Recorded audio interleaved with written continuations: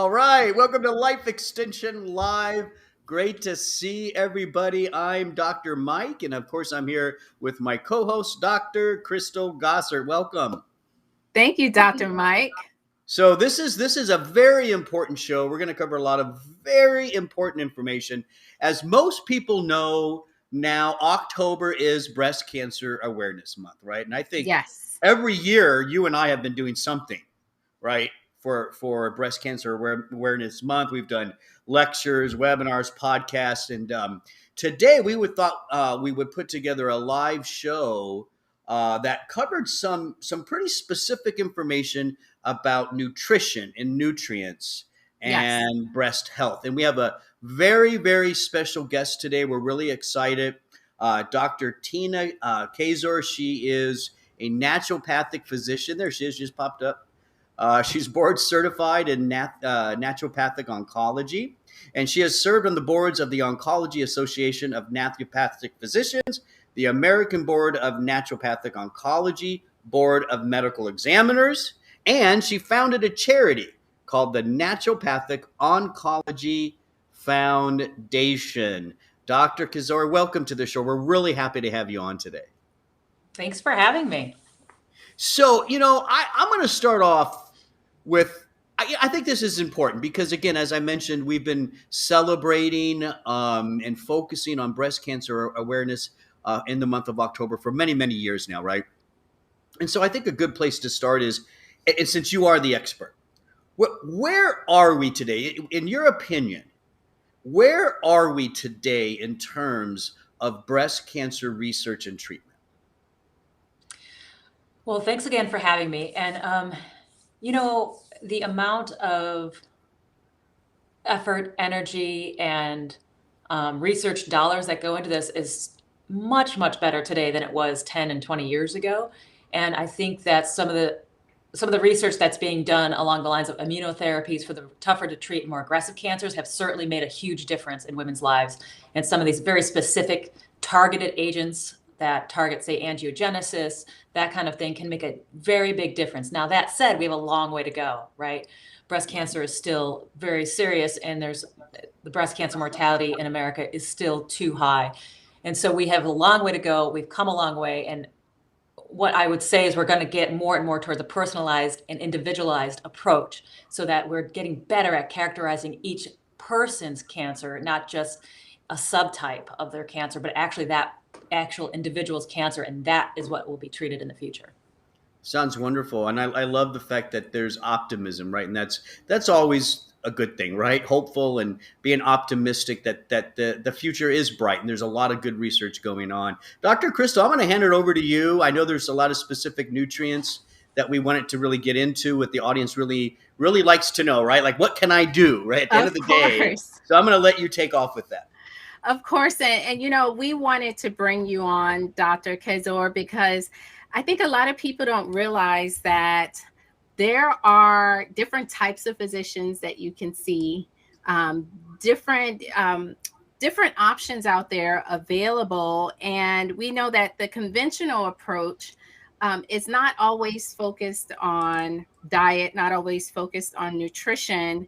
And I know that, you were in private practice. Did you find that, well, let me go back. Naturopathic medicine is all about preventative medicine.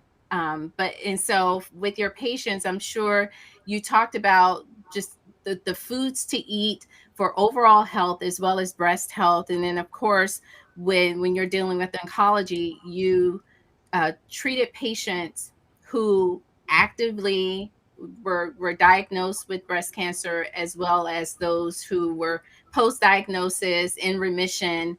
And so from a nutritional perspective, can you kind of walk us through those nutrients that you would suggest more of, like, from a preventative perspective, the ones that you would typically suggest if you're treating someone actively with cancer, and then those nutrients more for, that's research for preventing recurrence? And I know that's a lot, but that's kind of, that path when we start looking at where our audience is made of many different people, and they may be in those different stages. And I want to make sure that we're kind of touching those different spaces.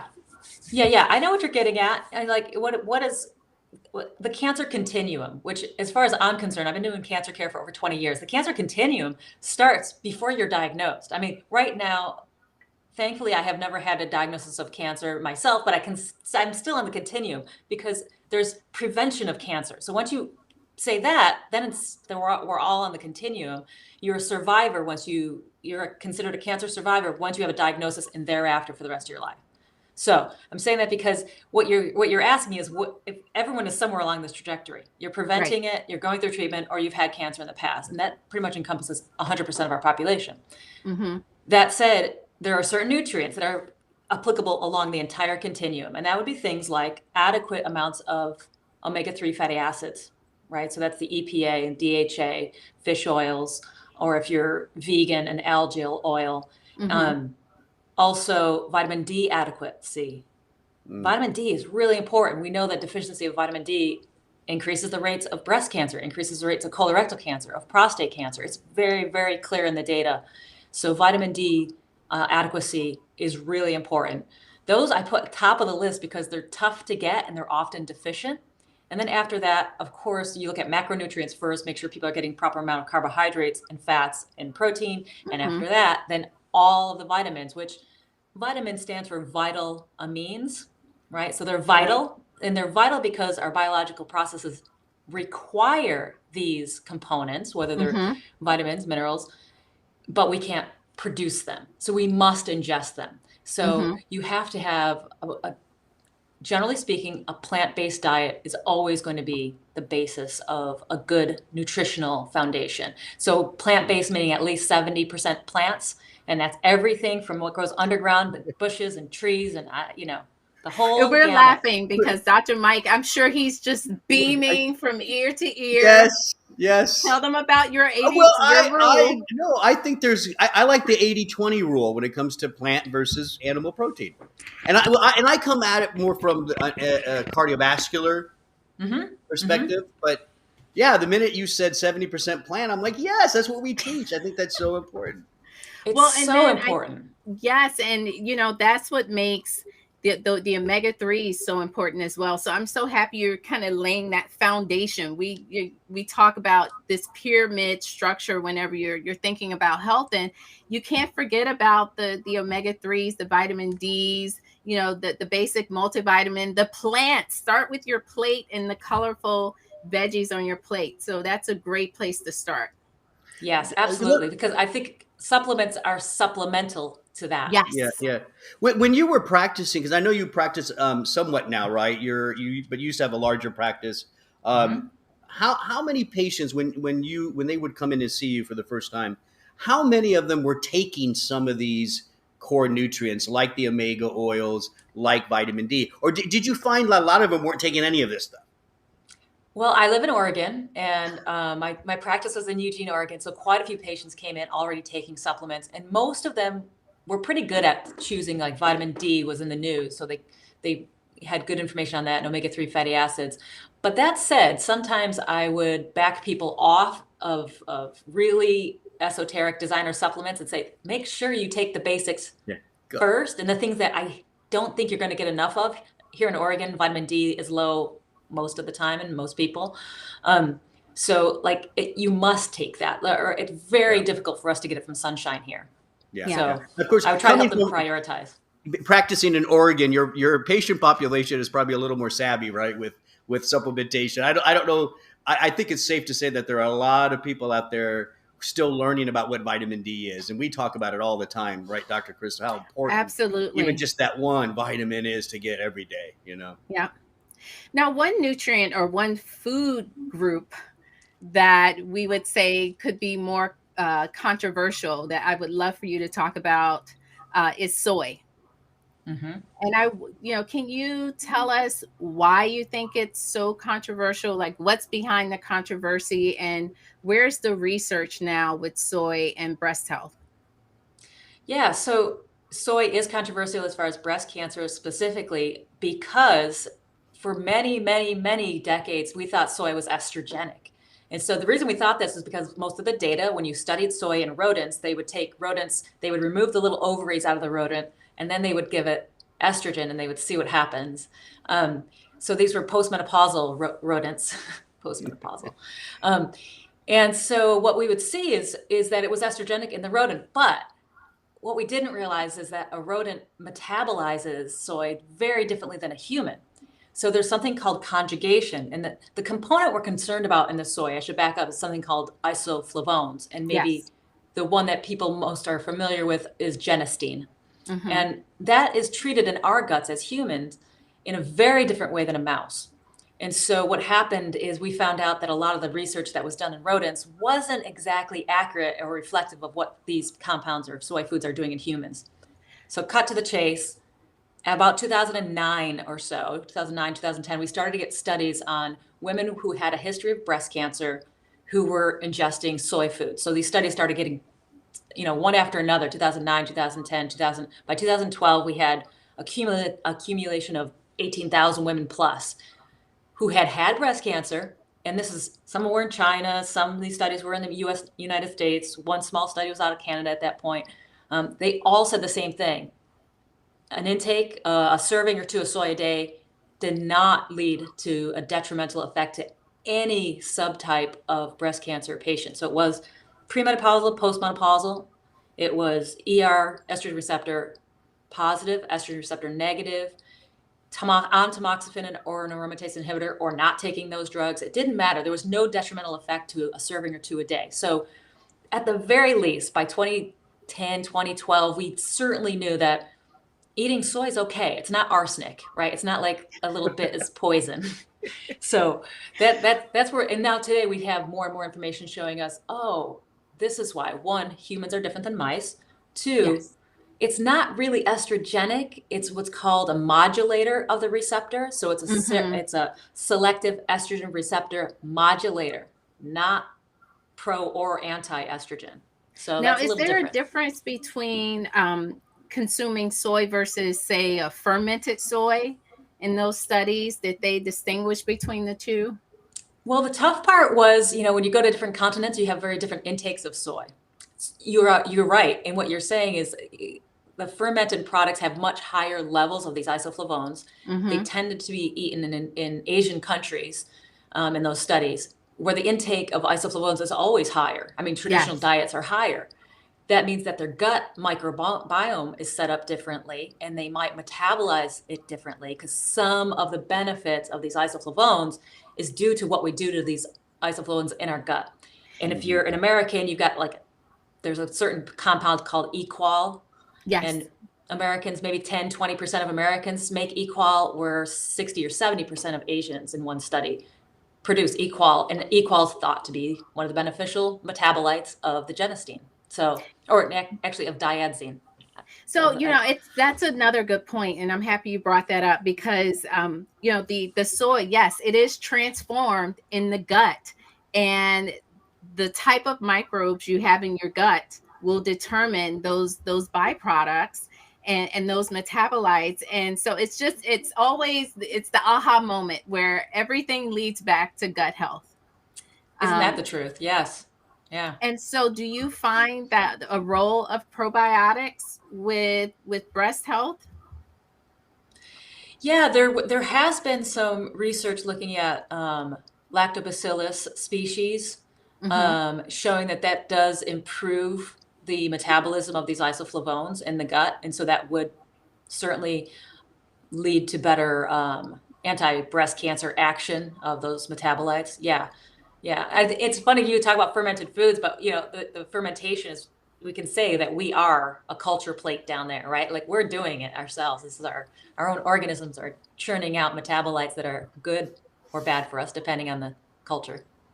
Now, are there any foods that you tell your patients you need to cut these out completely, or limit rather? Yeah, sure. Top of the list is foods that might contain estrogen for those who are estrogen receptor positive. And certainly if they're estrogen receptor positive and on an aromatase inhibitor, which means that their own innate estrogen levels are super, super low. So any estrogen they get from their environment is going to be profound. So that's going to be anything that is like a commercial beef. Often on the feedlots, the cows get a estrogen pellet put in their ear. By the way, that's done just so they can gain an extra 50 pounds or so before slaughter. So avoiding that, avoiding feedlot-based beef, high on the list. The other is plastics. Plastics, pesticides, Oh, yeah. herbicides, all of these can Yes. trigger the estrogen receptor. And the other thing that can trigger the estrogen receptor that's not talked about a lot, it's not a food, so it's a little cheat, but if you have a high sugar diet, if you eat too much sugar, you have a molecule called insulin-like growth factor that can go high. Insulin-like growth factor can go in and actually bind the estrogen receptor. So this is why we want to modify the sugar diet. We want low sugar. We want the blood sugar to be controlled so that we don't have this insulin-like growth factor, IGF, spiking too high. Yes, you brought up some amazing points, especially with the plastics and the pesticides. I always tell our customers, like, try to move over to glass for your, for your storage of foods. Do not microwave anything in plastic. Please don't do that. I stopped my mom from leaving water bottles. She would just leave a case in the trunk. Classic, yes. That's her, Yeah. her spot for water on the go. And it's like, no, not in the hot summer, not ever. Because we know those plastics can leach out into the water and they can have that estrogenic effect. So what are other foods or nutrients that that our listeners and viewers should also consider adding in? For breast health in particular, I think another one that's often tough to get is iodine. Iodine is absolutely necessary for breast health. I've written on this topic a couple times, iodine in cancer, iodine in breast health. It's one of those things that sometimes can go low in people, and there's no way to really know it. I mean, eventually you get a goiter, right? Eventually iodine deficiency leads to an enlargement of the thyroid itself, and that's considered a goiter. But there can be a low level deficiency before ever forming a goiter. And this is becoming more common in my circles in Oregon. People go out to great efforts to eat and really cleanly and really well. And they get these Celtic sea salts. And, the only thing about Celtic sea salt is there's not a lot of iodine in it. Yeah. And if you're not eating anything of the sea, you're not eating seaweed, you're not doing sushi, you're not, whatever, then you're not going to get iodine. It's not like in our air. So, right. And you're purifying your water. Now you're not getting iodine from the water. The salt, it dissipates from your iodized salt as well. Yeah. And, if you're seaside, okay, there's a little bit in the air, you're unlikely to have a deficiency seaside. I will say that, you do inhale a little, just enough. You don't need much. It's a micronutrient. So I put iodine up there. And the other big one, and the one that I think is, again, across the entire continuum, prevents breast cancer, good during treatment, prevention of recurrence, is cruciferous vegetables. Yes, for sure. Yep. Yes, we actually, next week we'll be doing a broccoli recipe. That's a plug for all of you out there to make sure you come back next week to see a broccoli recipe. But the cruciferous vegetables, that's the cabbage, the Brussels sprouts, the broccoli, the watercress. Yep. Many of those cruciferous vegetables. Yeah, and Brussels sprouts are just coming into season right now, so it's a nice fall food to be eating, and there's one so of my many favorites. ways. I just got some yesterday actually. I was like, oh, good, fall, because a nice crisp dainty. But maybe not the Brussels sprouts with like all the syrup and sugar and the bacon. Should we? What about that, now Mike? hold on. Let's not get too crazy here. Good. I'm still eating the Brussels sprout. I do have a few recipes that add some sugar to them, but that's okay. Yeah, if you bake them with some sweet potatoes and some carrots and stuff, it can be pretty sweet all by itself too. I'll have to try. Now, are there, when you look at, let's go back to the iodine really quick. Sure. So we talked about iodine and kind of getting it in the foods, if you eat seafood, of course, or seaweed. From a dosing perspective, is there a dose that people should be a goal for individuals for breast health? Yeah, I think a milligram a day is kind of the standard dose out there. 1,000 micrograms is another way to say that. I tend not to go very high with iodine. So I don't think more than, 9 milligrams or higher doses I don't use, mostly because in the papers that I've written and in the research that I've looked at, that's when you can start to get side effects. If there's going to be a side effect, is when you dose at high. There's certainly nothing at the lower end doses. There's no side effects. And what about, this is totally random, Dr. Mike, but what about breast health for men? Like, have you treated any men with breast concerns, and can you talk about that? Because I know we always focus on women and all the imagery around this time with breast cancer awareness. Yeah. They think it's just a problem for women. No, you're right. I mean, there is male breast cancer. The prevalence is so much lower, right, than women, that it doesn't get the press, that women get.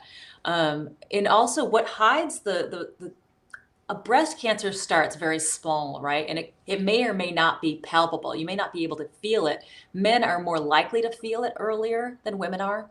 So I think that probably helps in catching it early. Especially if someone's not doing screenings on a regular basis. So I think that everything we say for female breast health is also relevant for the men. Yes. Well, we have time for maybe a couple more thoughts. One, I do want to talk about mammograms versus thermography. Do you have any thoughts on that? And then I know you mentioned beforehand something about fasting. Oh, yeah. Yeah, so I'll do the fasting because it's cut and dry. I'll do that fast. I'll do a fast. Overnight fasting is where you start with fasting. So fasting is just going without calories, right? And so an overnight fast in women who have a history of breast cancer was associated with less recurrence. And I'll be very specific. This was 13 hours or more overnight. So if you stop having dinner at 6 o'clock, you finished your dinner at 6, you don't eat breakfast until 7 the next morning. So that's pretty doable for a lot of people. And if it's not doable, then you should be working with an integrative practitioner to figure out blood sugar issues maybe overnight. You shouldn't have to eat to get yourself through a night, ideally. So I say that because there's a couple studies out actually on breast cancer, specifically this being associated, this fasting period, 13 plus hours overnight, being associated with less recurrence. So it's easy to do. You can do more extensive fasts. You can do guided fasts. There's all sorts of things. This is very old-fashioned naturopathic medicine to do a fast, right? This is detoxification and the idea of cleaning out your system. And I'm all for it. Some of my patients do it monthly now. Some patients do it quarterly. It's really an interesting thing. Some people like to do 3-day or 5-day fasts, and some people modify them, do it just a vegan diet up to 500 calories just to clear their system out and give their body a rest. I think it's really a good idea. I think that having a cleanse time, but you have to do it in conjunction with a mental, emotional cleanse too. You don't want to do this, when you're getting harried and ready for some kind of event or something. You want it to be relaxing. You should cleanse in and out, right? And then your other question had to do with, what was the other question? Mammograms versus thermography. Where's the research with that? Okay, so first of all, a mammogram is an anatomical look, right? A mammogram is a picture. Think of it like an X-ray for the breast. It's anatomical. It's not functional. We're not looking at function of the tissue. Where a thermogram is a functional test. It's looking at blood flow. It's looking at hot and cold areas, and that really has to do with inflammation. Inflammation will look warm on a thermogram. So these are two very different things. Now, if there's inflammation, it doesn't mean there's cancer, right? If there's a spot on a mammogram, it doesn't always mean that that's cancer. Most biopsies actually are not cancer. Most women get called back for a biopsy and it's not a cancer. When you combine them, I actually think that's the best way to go. I think you should do a mammogram if there's something suspicious. Get a thermogram, especially if they're like on the fence. They're like, there's a coding system on that mammogram that every woman should know, and it's called BI-RADS. And there's a BI-RADS 0 to 5. There's a number on there that the radiologist has that person designates. And everyone should know that when they get their mammogram. They should look at it themselves and make sure that they're taking care of proper follow-up, because I've seen too many women get a BI-RADS of 3 or 4 and not get called back. And then their diagnosis gets done too late.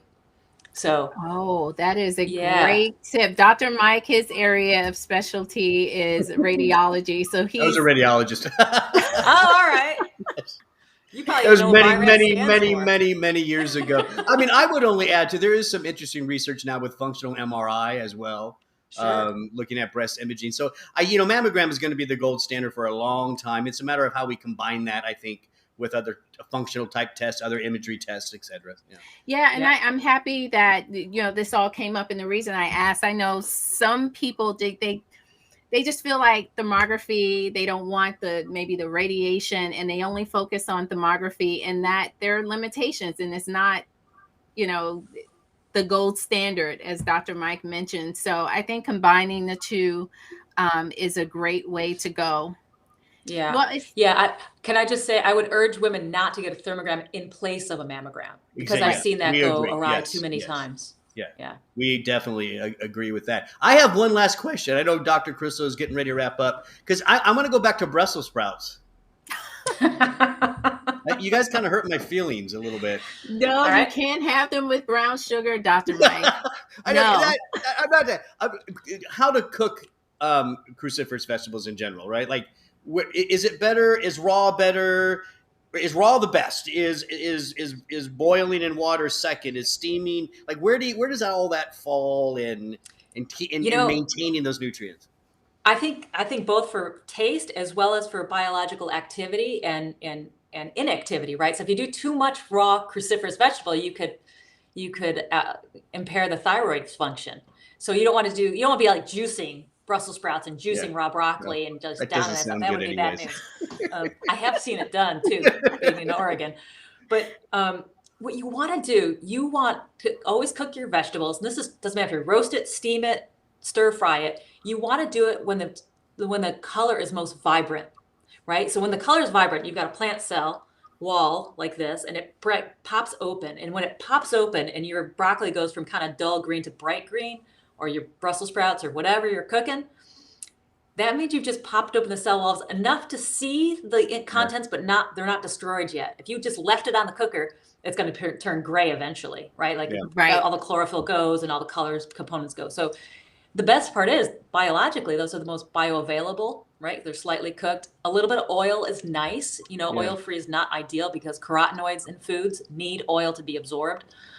So I'm not an anti-oil person. And brown sugar? Well, the brown sugar, if that's the only way you can swallow it, then okay. I told Dr. Crystal once I had this recipe with brown sugar, and it was good. It was good. But most of the time, I just do a little oil, a little salt, a little pepper. And I like my veggies in a pan, a little stir fry real quick. Mm-hmm. Yep. That's the most common way I eat it too. Probably most days I eat that way. Yeah. So my mom's gray broccoli that I grew up eating all my life probably didn't do much for me. No, it's just training. This is how training you to eat broccoli in the first place. Yeah.